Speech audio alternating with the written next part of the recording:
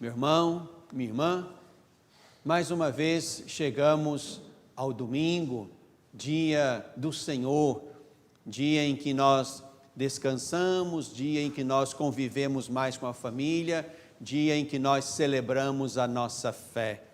É importante guardar o domingo, porque esse é o dia em que, como o Criador, nós também, tendo trabalhado toda uma semana, descansamos, convivemos, rezamos.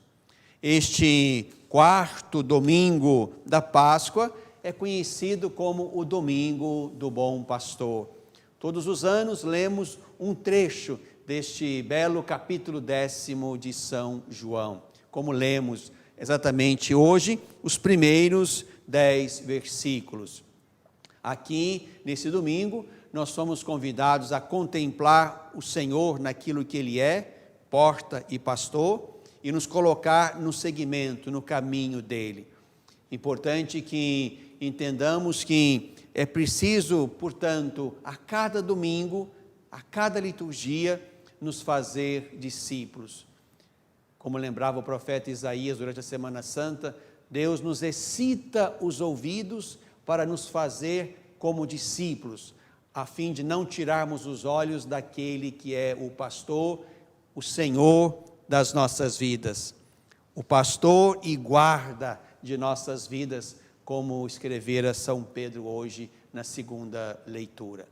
Estamos fazendo um caminho pascal.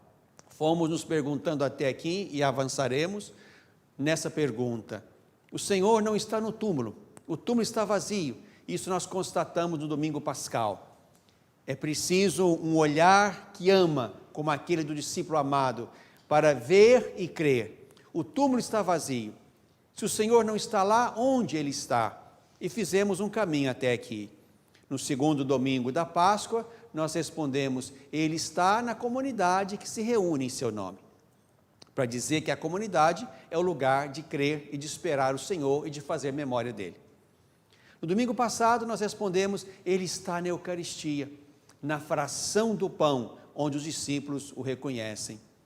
Hoje, diante dessa mesma pergunta, nós podemos responder, o Senhor está nos pastores que Ele chamou, que Ele ungiu, que Ele enviou. E aqui estamos diante das belas formas de consagração na igreja.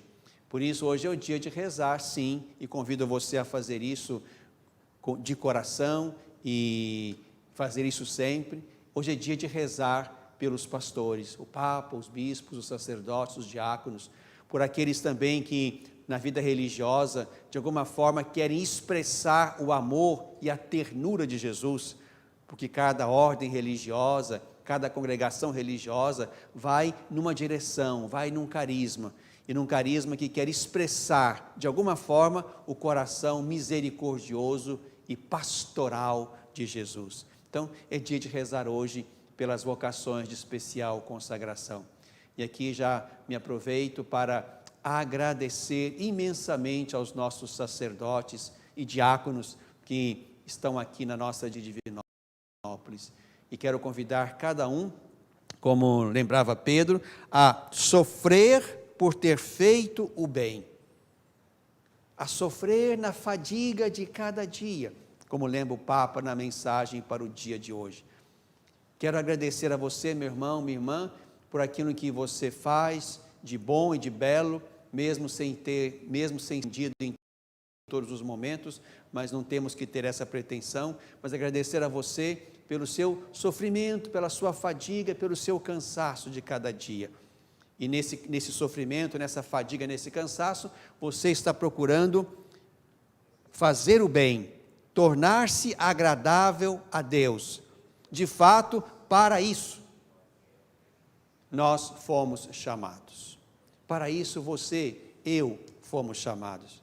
Então Deus confirme o seu sim, Deus possa fortalecer a você, meu irmão sacerdote, diácono, consagrado, consagrada, religioso, religiosa, Deus possa fortalecer você na sua missão e no seu testemunho de cada dia. Convido você, como o Papa nos faz também pensar nesse dia, a ser grato a Deus, que nos chamou em algum momento e a partir da nossa realidade humana. Convido você a ter coragem, como o Papa nos pede, vencendo os fantasmas interiores do seu coração e do meu. Convido você à fadiga de cada dia e convido você ao louvor, reconhecendo que Deus faz muito em nós e faz em nós para o bem do nosso povo. O Papa nos convida a ser como Maria, em cujo mês estamos, para que possamos também, no louvor de cada dia, possamos celebrar aquilo que o Senhor faz em nós e através de nós faz ao nosso povo. Mas vamos voltar então ao texto que nós temos hoje, tão belo, desse capítulo 10. Ontem nós falávamos de 3 palavras que traduzem o texto. Ficamos na primeira, até para que você estivesse hoje. Vamos à segunda e à terceira palavra, que querem, de alguma maneira, traduzir o texto. Ontem falamos da primeira, porta. Jesus é a porta. Essa palavra apareceu por 4 vezes nesse pequeno texto. Ele é a porta pela qual os pastores devem passar, para que sejamos pastores legítimos. Estamos em comunhão com Jesus, precisamos passar por Ele. Ele é a medida do nosso coração sacerdotal e pastoral. Mas Ele também é a porta para o rebanho, de modo que o rebanho precisa passar por Jesus para entrar no mistério do reino e para entrar no mistério da salvação, para que nenhum outro pastor nos ofereça outros reinos e outras salvações, porque isso existe. Então é preciso também que o rebanho esteja atento e passe pela porta que é Jesus. Eu sou a porta das ovelhas. Versículo 7. Eu sou a porta das ovelhas.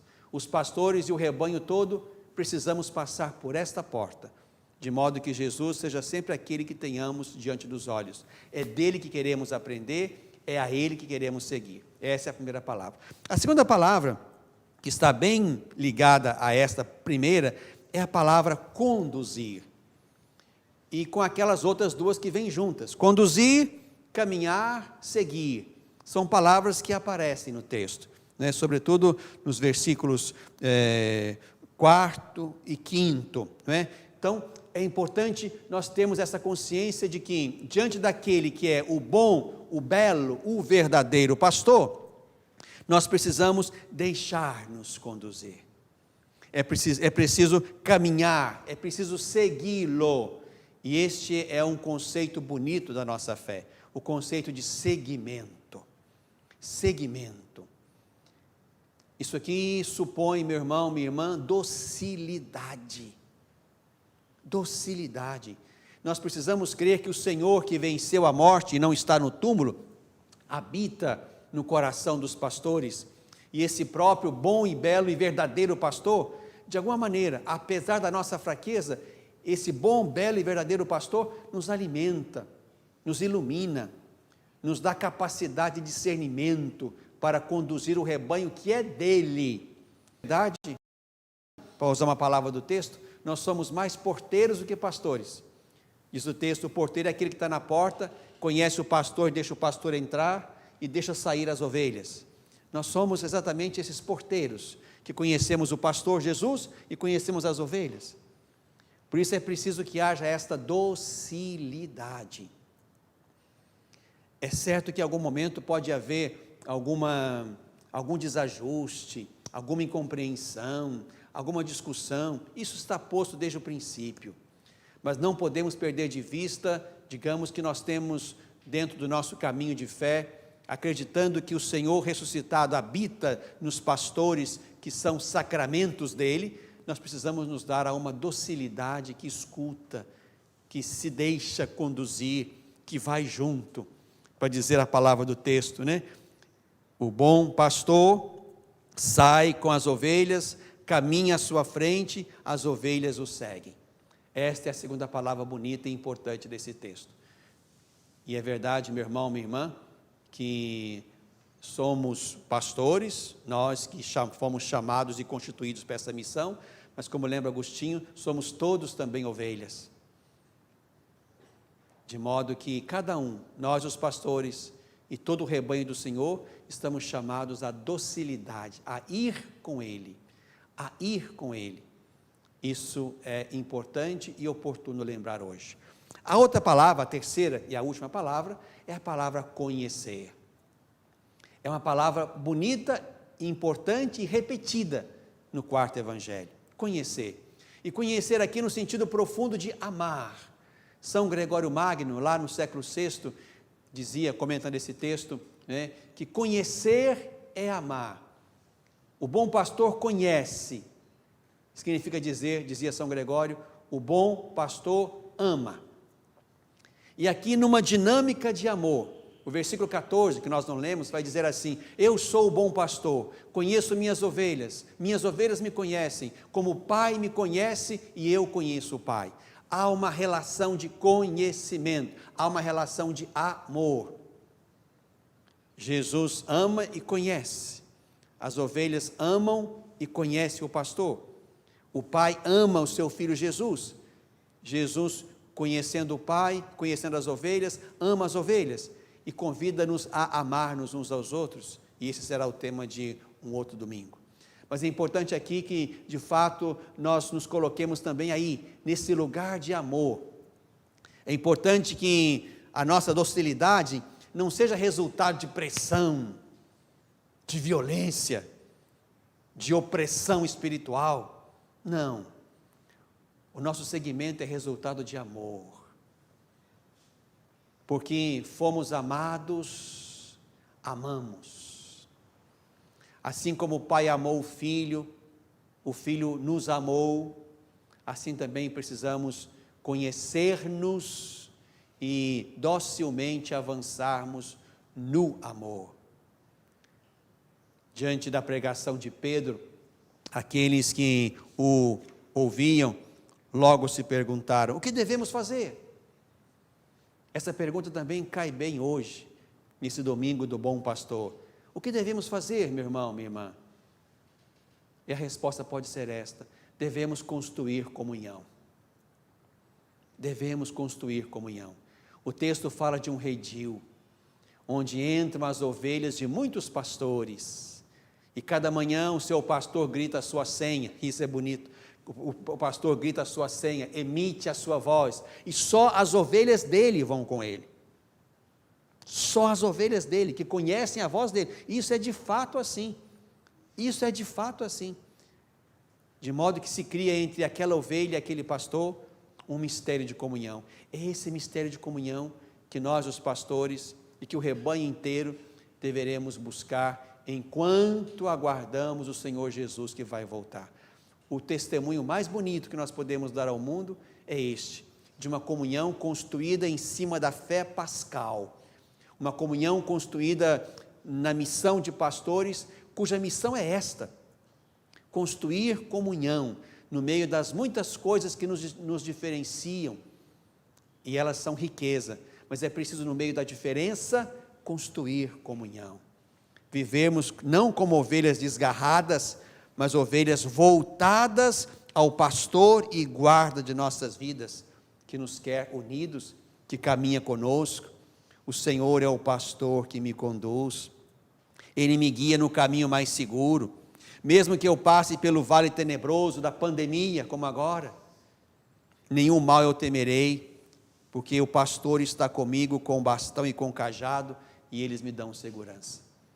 Agora é hora de olhar para Jesus, e olhar sempre, e aprender dele, e a construir a partir dele, um mistério de comunhão entre nós. Uma comunhão que cuida, que zela, uma comunhão que abre mão daquilo que é secundário e superficial para garantir aquilo que é primário e essencial.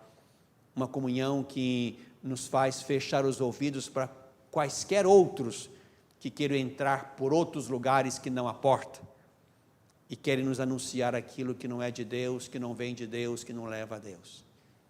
Sejamos, meus irmãos e irmãs, nessa Eucaristia, mais uma vez alimentados pelo bom pastor que se faz agora alimento.